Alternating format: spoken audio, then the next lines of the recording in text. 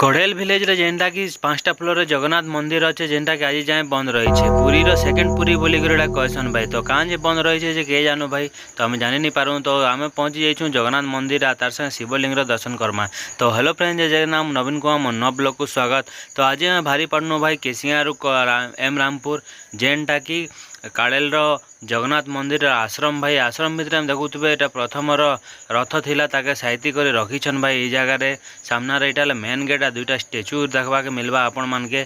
Are इने Eli university जेनटा कि छात्र मान के पढ़ा जाउथिला।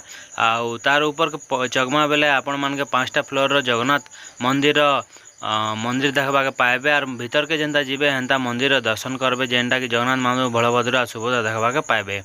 तापर देखुए पचाड़े आसबे बेले इना शिवलिंग गोटे बड़टा पाइबे जेनटा कि शिव मंदिर दर्शन करवा के पाइबे भाई। तापर पचाड़े नजारा देखुवे सबुआड़े ताला मारा है कांजी जे भाई। आपण मान सुभद्रा मंदिर देखा के पाइबे। आर तापर आपण माने वीडियो केनता लागला आपण माने हमर यूट्यूब चैनल देखुछ बेले चैनल के सब्सक्राइब कर देबे और लाइक और कमेंट करबार नहीं भूलबे भाई।